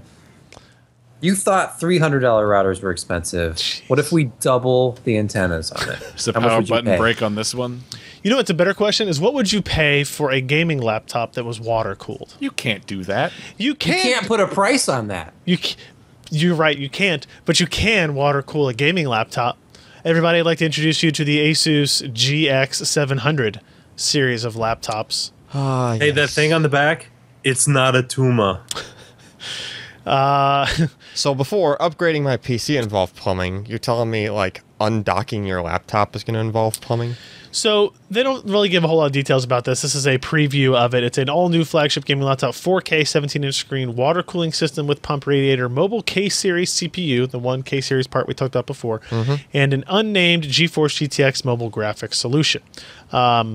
That's pretty much all the details they give you, but you have to assume it's a laptop is going to be able to disconnect from it, right? So we're talking about quick disconnects of some kind on the back of the machine. Yeah, I saw some brief video that someone had from IFA. Yeah. And they're like quick disconnect barbs, well, receptacles, I guess, on the back. Yep. And there's like a 2-stage handle that you lift up on to undock it and dock it. So you make sure it's completely Sealed. docked or undocked. Yeah, it makes sense.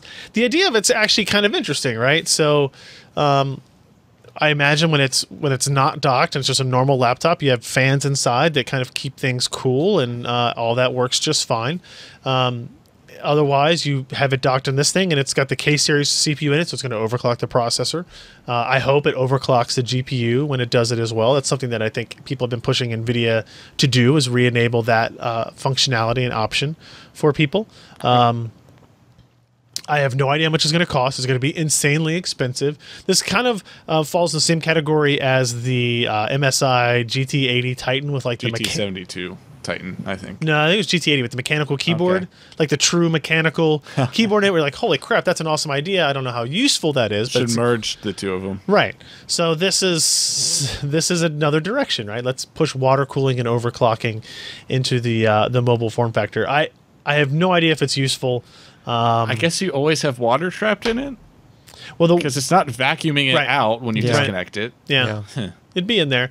And Alan said something about you take this through the TSA. Quick disconnects. Usually, you lose a little bit of water. Yeah, you lose a little bit of water every time you quick disconnect. So I mean, obviously the reservoir is not in the machine; it's in that external thing, so you'll be able to fill it up. But it's pretty nuts that's kind of even a thing. Several posts on the Twitters are pointing to that PG279Q being IPS. Okay. As well as 165 hertz. It's a lot of hertz. 200 hertz and 165 hertz displays are news to me, so I'll take it. Sweet. ASUS introduces the ROG G752 notebook with 4K and Skylake. What's interesting on this one, Sebastian? It's kind of their general refresh. They're finally offering a 4K display on one of these gaming laptops. Almost all of them have been 1080p to this point. There's been some comments that maybe the 980M isn't going to be enough to push gaming at acceptable levels at a 4K display. From my experience with the MSI gaming laptop that I had for review, I was completely overpowered at 1080p. 1440 would have made a lot more sense, but 4K probably would be pushing it quite a bit. But there is that unnamed new GPU coming out, which there are some rumors out there pointing to like this, possible 990M. It's a lot more powerful, but it basically is the Skylake refresh. You've got DDR4 memory. You've got obviously the option of a 4K display, and that's pretty much it. I mean, most of the other options are pretty much on par with the existing ROG laptops that are on the market now. Yeah, Thunderbolt 3/USB 3.1. Oh, I didn't talk about that. That is nice. And it's got the new color scheme. They're copper. I don't remember what they call it. They've gone sort of they don't just call it orange, agnostic with their coloring now. It's not red. It's not green. It's isn't there a new high-end video card has that same pewter orange motif? Yep. The new Matrix Platinum 980 Ti has the same color on the shroud for the fans. Gotcha. So it's just kind of just a basic refresh. I think that the water-cooled notebook concept was a lot more interesting, but the trickle down from that into the mainstream, the 4K display, the Skylake processors, I think it makes a lot more sense for this design to be the standalone mainstream versus that water-cooled notebook concept, which uses the same chassis, the same notebook size, which if you have external cooling, to me it should be more of a thin, light notebook that you can then turn into a gaming machine when you get home. Or water-cooled. Right. If you have external cooling, why not also have an external GPU? I mean, we saw... You've obviously tested a system like that. I'm sure this thing is going to cost the earth anyway, speaking of that water-cooled notebook again. But, yep. Sounds good. Yeah.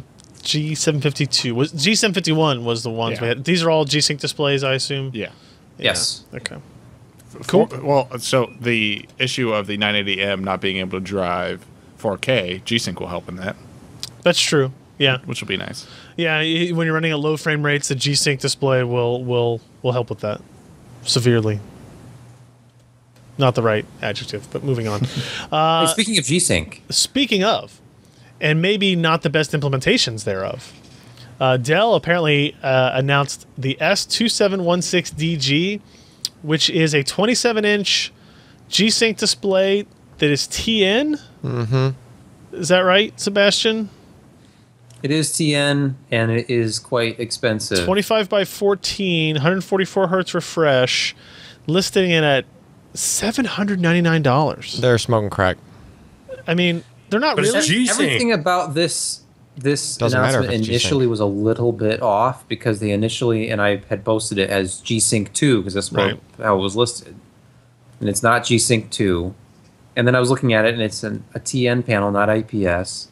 And it's still $799. So I don't know if this is going to be in their ultra sharp range. It's not a professional quality Right, display, yeah. obviously. It's TN. So I'm not Like- really sure what's going on with Like this. Swifts, which are the same, Mm-hmm. are going for $650 now. Yep, but what did they launch at? They launched at $799. They launched at $799, but that was a long time ago. You can't just launch another one Well, now they can. when I mean, they could. well They'll certainly try. it's not going to sell. Probably not. I mean, the Dell customer Dell sells to a lot of other people other than us, Yeah, that's true. right?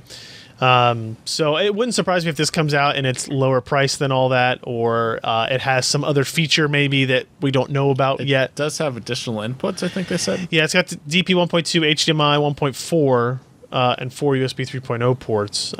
So it's still possible that maybe this is like, it is the new of a first update to G-Sync that supports over HDMI. I don't think that'll be the case, but maybe. Yeah. But yes, as if it ships like this, it's not a recommended product. No, it's not. Right? Because there's other options that are going to be just as good a quality, probably for lower price, probably, when it comes out. So It'll have one of those like market value $799, and the actual price will be like $640. maybe, yeah. Because I mean, if you look on Amazon, the PG278Q is still listed at $799 with a $129 discount from Amazon to make it $669. So, Oh, I mean, interesting. this is interesting. A Indiegogo startup Kickstarter type project for a case called the Crono Labs C1 that has an interesting solution to the idea of mounting a computer and a monitor kind of all in one thing. So if you look at this shot, it doesn't look like anything in particular.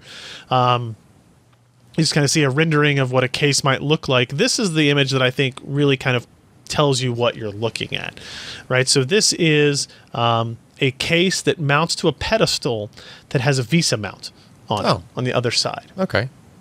So you mount your monitor to it, and then you mount the case onto it and with all the components onto it. Now the idea is you get all this in one thing. It's on this nice easy footprint. Yeah. I don't know if they talked about the detail about how big of a monitor it can support. They are talking about nice touches like having a short VGA HDMI or in branching power cable so that like one cable's all that comes out of it. You don't see the cable clutter between the monitor and the PC. Yeah. Rotated motherboard points the I/O ports downwards for tighter cables, so like it comes out the bottom, which could be problematic for some designs because that's usually where air ventilates. It's down the bottom. Yeah. That's Right. true. So we'll have to see about that. And then up top it has a handy carry handle, which I guess isn't really shown here, but it will have one. So you kind of pick it up and take it with you. That'll be pretty heavy with Perfect your for LAN parties. Yeah, Yeah, it would could be good for LANs. Yeah. How do you mount your monitor to this? Visa? No, but like physically. So my guess is that there's a quick connect to Yeah, one of those okay. one of those things. Yeah, Either that's you what I was thinking. you slide it down onto it after you have a VESA clip on, Yeah. mounted to it or something like that. Yeah, clearly you can't do both of those. You can't can't get a screw through the screwdriver case. through both sides. Really long screws. Yeah, so there's something to that. Obviously, I'm sure that's something they've figured out. A very small footprint on it. They are running an Indiegogo campaign. It's two pretty young guys, but out of I think Ireland. Yeah, it's they're doing Ireland. it, and it looks pretty nice. Like these are just renderings. Obviously, they're trying to get the money to build their prototypes and get their production samples up there. I would like to try this out. I don't know how well it will turn out. Right. There could be issues. Some people talk about, hey, with all that right behind your monitor, you worry about noise. Every sound that the computer makes is now right front and center. That is true. The But issue it's being of balance. blocked by a monitor. But it's going to bounce off that wall and come back. Basically, it's like you're used to having a case underneath your desk, maybe a little bit away. This is not doing that, right? It's the complete opposite. So they seem to be doing well. They're at $1,000 of their $2,000 goal in the last 3 days. So I hope they make it. What was the other case that we saw that was an Indiegogo project, Sebastian? The Ncase M1. which was expensive, had some issues, but was overall a very good design. Very The unique. greatest mini ITX case ever made. There you go. And Sebastian touches more cases than any man I've ever met. Yep. In mostly appropriate He ways. builds walls out of them. It's true. It got dangerously inappropriate with the M1. I have to admit. Let's talk. That's why they had to send it away. I understand. Yeah, it's safer for everybody. Let's talk very quickly about Western Digital updating their MyCloud OS 3 for kind of their existing devices. Yep, and they updated their MyCloud Mirror as well, so they refreshed it. Okay. Basically, just put a faster CPU in it. It's pretty much going to do the same thing. It's still 2 drives and a mirror, but the big deal with all of the MyCloud stuff is how you connect to the data that's on the MyCloud, right? So you got that thing at your house, put on your network, and then the idea is that there's apps you can install on your PC. There's actually updated in this OS 3 version it works a lot more like Dropbox. In other words, the MyCloud acts like what Dropbox would be, like what the Dropbox servers would be. And instead, you have this client that installs on all of your desktops, and it just syncs across all of your machines, just using the MyCloud device as the hub, right? So that's a thing that they're kind of rolling out. They're updating their mobile apps, Android and iOS, so that you can just kind of export all of the pictures from your, Ken, help me out Phone? here. Camera roll? From your camera roll, yeah. So if you're one of those people that never wants to hook their phone up to a PC ever and offload anything ever, you can just kind of dump all of your pictures over to your MyCloud that way, and now it's on, now it's on a device that's at your house backed up. And the device itself is kind of a backup because it's a mirrored device. There's 2 hard drives in there. Right. The default, the new model is going to come with a default set to mirror, not to stripe. Yeah, that was kind of weird. Yeah. And then the last feature they're adding, which I think is probably the coolest, is there's a thing called MyCloud Albums. So you're going to have some event, and it's like an event where you would normally want to collect pictures that other people took after. Like a podcast. No. No? But like a wedding, or you go to a concert or stuff like that. Wedding is the big one that comes to mind. For the cost of one of these things, like the convenience of just being able to, put all of your stuff, have everybody else that took pictures go to a link that you send them with their browser on their device or with the MyCloud app if they have that installed. Either way works, or even on their desktop if they go to the link, and you can basically just like drag the pictures over. Like, what do you want to add to this album?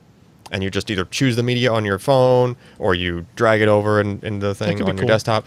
And you get the bigger key there is you're getting the originals, right? It's not uploading. It's not resizing. It's not doing versions. Yeah, because someone, hey, could you send me those pictures over text or something? And your phone resizes them, and you lose quality and stuff like that, right? I mean, iPhones do that by default, right? On email, they do that too, right? Yeah. Even over an iPhone. So this way, it's just you're getting like the original files, like as close to the original size of everything as you can, and you're not losing stuff or recompressing stuff. So that's cool. Just the idea of just being able to blast out a link and, hey everybody, let me have your pictures. Yeah. And then they just show up there, right? It's pretty cool. So it's end of the month ish is when all this stuff is rolling out. So if you already have one of these devices, this is an update you'll get. You'll get that update on the 21st of September. Okay. That's cool. when they're going to roll out the update for. And yes, if you have the first gen version of the MyCloud Mirror or any of the MyCloud devices, from my understanding, then this update will be pushed out there, and you'll be able to have the extra functionality. Pretty cool. What else on the storage side? Seagate. Yep, I've heard of them. So a story a while ago was that they had an archive drive that used that shingled magnetic recording, and Shingles are bad. With all those tricks, they could get up to 8 terabytes, and it was like, wow, we're doing 8 terabytes, but it wasn't really randomly writable like a regular hard drive, Right. Because shingled stuff you have to write. I mean. You have to write as if it's like a DVD, really, instead of Anyway, so now they have enterprise grade NAS and like just array hard drives. They're meant to be put into arrays because it's probably going to be like a business who wants a whole crap load of storage. They're going to be the first to want 8 terabytes per device. Right? Yeah, that makes sense. So that's where Seagate is coming into the market, and just on the enterprise side. They're their regular NAS hard drive, not the enterprise model, the kind just for normal people at their house. That model is still limited to 4 terabytes. Boo. There's this thing called a kinetic hard drive, which they're introducing. It's going to be 8 terabytes, but not yet. But it is coming. And that it's kind of a weird thing where they're all connected over Ethernet. So the idea that's is not a hard drive. it's a hard drive. Is there just an Ethernet jack on the back of the hard drive? Yes. That would blow my mind. Yeah, you have to use. There's some kind of front It's actually end. a SATA to Ethernet adapter that's about that No. big. The whole idea is that you're getting rid of RAID cards Okay. and having to have The a system to have the them true all network connected, drive. right? Like you're really kind of limited by how many ports you have on whatever the device is. Whereas if you had a hard drive like this, the Kinetic series, the limit is how big is your switch, right? Yeah, if we're talking about enterprise again, Do you need another piece of hardware, or is it a piece of software that interfaces? It's software. It would end up talking to it over the network, and it Does basically. it use PoE? I don't know. I don't know that much detail on it, but does it mount with Samba? it's That'd be awesome. no, it does not. Actually, I can tell you that much. It does not Yeah. work like that. It's like this is the raw drive Good. that you're, writing to, reading from. Intriguing. It just has to go through some layer of software. I would imagine the array could probably be mounted as Samba, but like you would have to have a server that's speaking to all these drives over Ethernet. I mean, this diagram And then- is like the typical. It goes into the cloud. Well, and but then it's not a cloud. It's just an Ethernet network instead. So the storage Right. applications, not storage applications, but the operating system or some piece of software has to know how to manage all the different hard drives Yes. that are attached network. Yes, It's JBOD over a network. pretty much. Oh god. I mean, that could be cool. I guess. The software would have to handle the redundancy or whatever you want out of that. We're talking about right? like totally changing the infrastructure of a server It re- environment. it really where, is, yeah. Like, no, I don't need one 10 gig port for all these hard drives. I need one port for every hard drive. Yeah, but you'd only need like gigabit. You need gigabit, 100 megs a second or so. Yeah. For each drive. I mean, that's going to increase latency. Yes, Like your seek times have to go up. I 30 think milliseconds. I think this is really meant for like maybe not 30, but yeah. I think this is more meant for Switching like nuts. for the case of. You knocked my Nano over. Oh, sorry. I knew you were going to do that. Now it's not going to work. I think it's meant for really. You have a huge archive, I do. Thank you. right? Just imagine you do. Oh, yes. And you can't physically connect that many of those drives to one system. Like there's just limits of ports on RAID cards and whatnot. You can only hook up so many. So Yeah, this- I agree. Again, this not a gets rid of that, consumer-facing right? application probably, but No, yeah. not really. Yeah. But something that would be more real time of a connection than what you would have like those archive drives being used for. Something where you want to be able to randomly write stuff, but maybe not necessarily super fast. just possible. Just have racks and racks full of hard drives with Ethernet backplanes and no servers in them. That's How many basically hard what it drives would. you could fit into 72 yeah, U's? yeah. I mean, you can have a lot of storage in something like that, and adding more is like that's the real key. Yeah, just take it out and And no, adding more is you're just adding like as long as you're like if you had a thing with the switch built into Yeah. the rack into the actual chassis, right? You're only adding like one 10 gig E or a pair of 10 gig E's to your switch, the main switch in the rack, right? Probably fiber, right? Or fiber. It could Fiber be it linking could be the switches, whatever, right? yeah. Yeah. But like, yeah, think about that, right? So it's the adding That's pretty is cool. much easier. Whereas if you wanted to double the number of drives in any other kind of system, you have to basically rebuild the system. yeah. So, It's got to be something like, do we have like special cables that aren't just normal Ethernet cables? Like something that's, no, it's pretty much just Ethernet cables. man, it just seems so clunky. Like, I mean, this is like a standard that they're trying to get to catch Yeah, on. yeah. So I'd imagine that there is like a form of a hot swap connector that right. just has the Ethernet Yeah. built in. Yeah. So that you can make a chassis that just has like hot swap this many bays and but just think about the wiring of that compared to the wiring of something that has to have a RAID card and like Yes. backplane for as long for as the software SAS. works, sure. Yeah. All right, let's get into our hardware software picks of the week, everybody. Today I picked Skiva. Also, I want to point out the comments about the Nano card falling. Did you Somebody catch that? What is that? that they witnessed the murder of a graphics card live on screen. It's like Linus no. dropping his Fury X and then it didn't work. Well, This is gonna. this is a nice soft neoprene mat. We haven't tested it yet, so it could have been DOA. That's and true. now you just We'll dropped never know. it on camera. Well, I mean, we will know, but what is so that thing? this And is soon. what's that? We'll know and soon. We will know very soon. Probably tomorrow morning. This is the Skiva Power Dock. No, I take that back. Skiva Stand Charger. It is a PowerFlow 7 USB port, fastest charging stand charger with intelligent detection. Okay. So this is exactly what that diagram says it is. Say you have a ton of tablets. Maybe you have several tablets. You have a couple of phones. Maybe you want to set your iPhone in there like that. And then you want to set my phone in here like this as well. And you know, you've got a family and you've got a couple phones, you've got some tablets. This is an easy way to set these things up. Okay. Right? They're there. Yeah. And it's a USB charger. So it is one input, right? And then 2.4 amps per port output. And for all ports? For all of them, for all 7. The power brick is rated at like 40 something watts. So what's 2.4 times 7 is less than that by my math. I don't think it. Times 5 times 7. Times 5 times 7. Yeah, right. Okay. Okay. Yeah. All right. So it's the AC adapter has more than enough juice to supply 2.4 across all of it. Sweet. It negotiates, obviously, if it can do it. It's got a power button up here so you can turn it on and off if you want, which is kind of nice. You don't really get that. This is power only, no data. Right, there's no like USB back to the PC. And I think you could, if you had that like in a cubby or on top of something at your house, you could probably have the ports all facing out the back, the cord just kind of like draping over. So they to also, this company also sells. I'll go ahead and open it here because I think it. Well, maybe I won't. Yes, I guess. Well, too late now. They sell this little accessory for these. You can use these for anything, I guess. Technically, this is called the USB Link Duo Short. And it is essentially just a power cable meant to be used for phones in this application. Oh. So you get this really tiny USB cable that you plug into like right here. What's the little loop on it for? It has both Thunder, what is it called? Lightning. Lightning, not Thunderbolt. That's lightning. Lightning and then micro USB. Oh. Right, so if I have 2 hands, I can do this. So you can see, just basically, so it's universal. Since there's no data, it's just power. It can do that adapting relatively easily. That's cool. So you put that on here.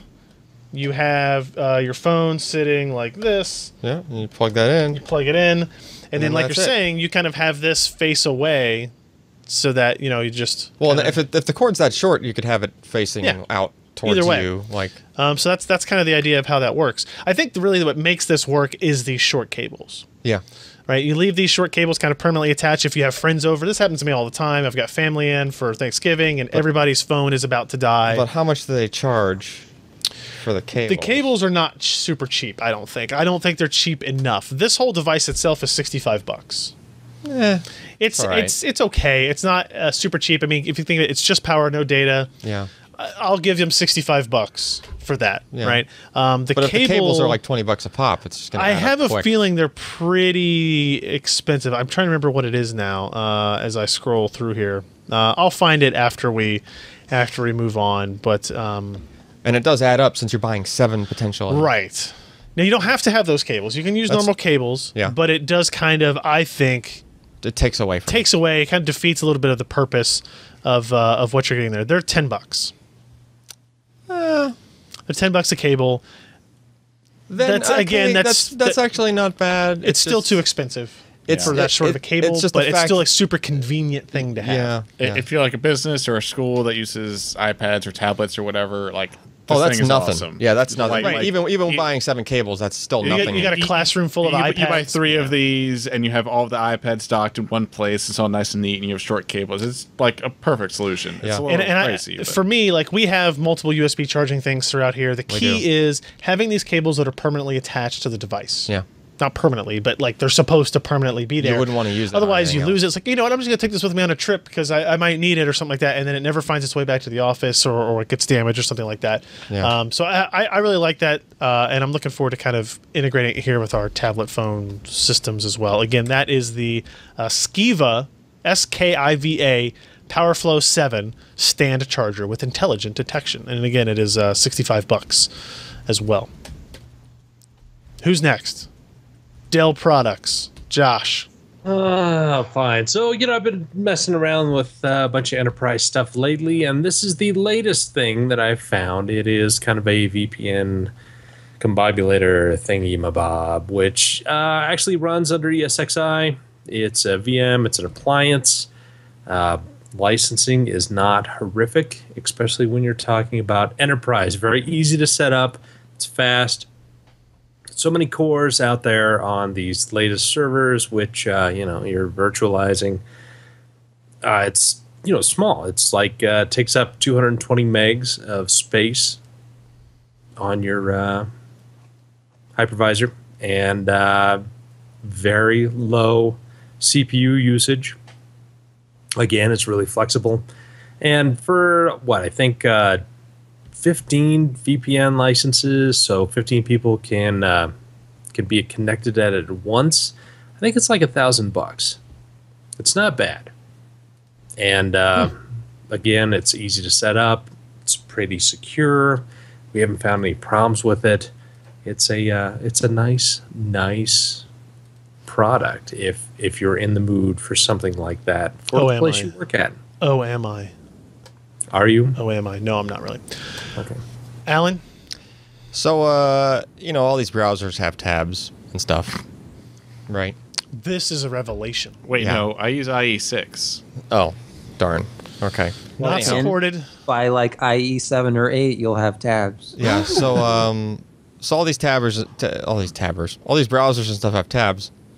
And Windows Explorer doesn't. So if you do a lot of file management, manipulation, stuff like that on your computer, you end up with like 6, 7, 8 Windows Explorer windows open, which is kind of cumbersome. Yeah. It'd be nice if you could just have tabs on that, right? Wouldn't it? Too bad something like that doesn't exist. Anyway, moving on to Sabat. No, it does. So actually, I think I dabbled with this a little bit when in with like Windows XP years and years ago, and then Vista and 7 were out, and like it didn't work with 7, so I just kind of just fell off the radar. And apparently this has been continuing to go. Like the latest update is like 5 days ago. Okay. So it's called QT Tab Bar. QT Tab Bar. QT Tab Bar. Yeah. And it doesn't. It's not its own program. It just adds a couple of toolbars Does it make to Windows all my text Explorer. Japanese? No. Oh, okay. But you install it, and you initially don't even think anything happened after you reboot, because you have to reboot for the thing to apply. Really? And initially you don't think anything happened until you right-click on the top section of Explorer, and then you can turn on other like toolbars. One of which is the tabs. Another one of which is like buttons that go along with the tabs to like just do other manipulations with them, just like you would with anything else that had tabs. Wow, such tabs. And the thing I'm most impressed with on this, that the screenshots don't show the best, is that actually wait, one of these might show some of it. No, not really.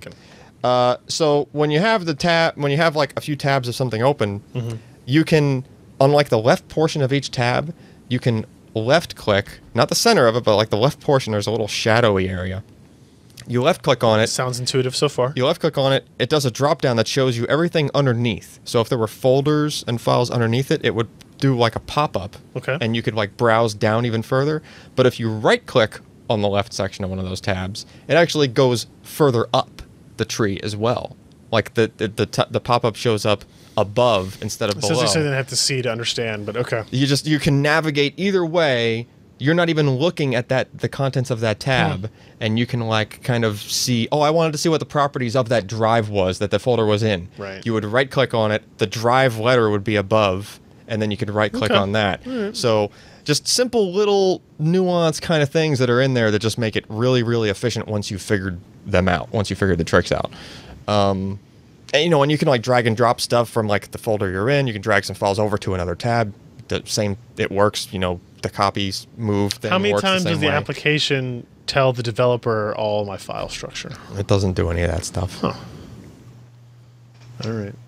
It's simple. It's like donation only where. You sure it's not Russiaware?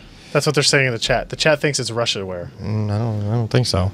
There's an open source branch of it if you're paranoid. Me? It's on SourceForge, so you can go look through the source if you're that worried. If it's calling back to Soviet Russia where your tabs browse you. Damn it, I couldn't say it. I was swallowing. Anyway, all right, Sebastian, what do you got for us? I have the new ASUS, every year they do, every new chipset, they do one of these overbuilt gaming motherboards in a micro ATX size. So this is the Maximus 8. They're up to 8 now. Gene. But I think it's how it's pronounced. Yep. But this basically everything you'd ever want for Skylake in a smaller size. It's got the most premium audio I've ever heard of on a motherboard. It's an ESS Sabre reference quality DAC. It's got Nichicon capacitors and a very high headphone output. It's, you've got your dual GPU capable, since you're not on mini ITX. It's going to fit in a lot of these smaller towers that you just can't fit an ATX board into. There's plenty of really good cases out there that are micro ATX or mini ATX only. Right. And this still gives you the option of a full scale gaming build. Yeah, they're not sacrificing features on this at all, are they? No. And I really like the colors too. Like the last few years, it's been like this red mostly, and some black, and now it's this sort of slate gray with some red accents. Very nice looking board too. I approve. Oh, that's a nice touch. Look at the bottom PCIe slot. Yeah. It has a notch cut out so you can fit cards longer than by 4 in there. Thank goodness. Not enough Oh, down motherboards here do you mean? that. Yeah. And that's probably the one that connects to the chipset that you can do storage RAID on. Right. So Yeah. that's a really nice touch. I think I can zoom in on that up here. I mean, that was such a big deal when like the first motherboard came out that had those notched PCIe slots on it, and then it's like everybody just forgot about that. Like, there's plenty of times where I want to put like a by 8, like a RAID card or something into a by 4 slot and just deal with, okay, fine, it won't be full bandwidth, It won't be fast. but at least I could physically plug it in. Like it will work if you didn't have the slot. Plus, you get stop ROG it. cable stickers. Ooh. You get a whole okay. sheet of them, Ryan. 12 And labels. that's not all. You can be like a kid and just have them all stuck on the wrong things. And I'm just, gonna put You them on get my a door binder. tag Yeah. to tell your mom, "Hey, I'm gaming. Stay out." Those are Or my your favorite. wife. Or my child. Please leave me alone. Yes. I am gaming. Did you read the door tag? Hey, Door hangers, 0 disturbance while gaming. I disagree. I bet it would encourage additional disturbance while gaming. might be some Yeah. kicking doors down. It's while like when you gaming. put that baby on board sticker on your car. All it does is make you want to run you off the road a little bit more. Really? Yeah. There's a really great. I've never gotten that urge. There's a really great George Carlin skit about the baby on board decal that you should listen to. Okay. May he rest in peace or something. Is he dead? He's dead. Yes. Yes. Yes. Brilliant man. Crazy, but funny. Crazy brilliant. Yeah, sure. We'll go with that. That's it for the show, everybody. This has been the 365th episode of the PC Perspective podcast. Go to pcper.com/podcast. You can find all the back episodes. You can find the videos. You can find RSS files, direct MP3 downloads there. pcper.com/subscribe. If you want to sign up for our mailing list, don't forget we're going to have another live stream tomorrow night where we race cars and I crash into walls. And I'd like to see how far I can race with maybe only 2 tires on the car and just the other 2 are just rims. You can do that with Dirt Rally. I did do that with Dirt Rally today. Nice, It does nice. make control more difficult, Just a bit. but I think I'm such a good driver that I really need kind of the added difficulty to make it fair for everybody else. I think, Yeah. So we'll try some of that tomorrow, and I will be turning around and driving the wrong direction in any game that allows it. What game wouldn't allow it? Dirt Rally wouldn't allow it. Correct. Right. Boo At to that. 10 seconds. Tell the developers of Dirt Rally that I need to turn around and run at people. Otherwise, it's not a racing game. Well, yeah. No, nobody agrees. All right, fine. it's more of like an arcade thing, Ryan. I mean, I said game. I didn't say no simulator. good I racing said game should allow you to do that and just ruin it for everybody else. That is the whole thing. That is what multiplayer gaming is somebody ruining it for It's everybody griefing. else. Right? Exactly. That's what it should be. All right, everybody, that's it. We'll be back next week, probably. I'm Ryan Shrout. I'm Josh Walrath. I'm Alan Mamatano. And I'm Sebastian Peak. Bye.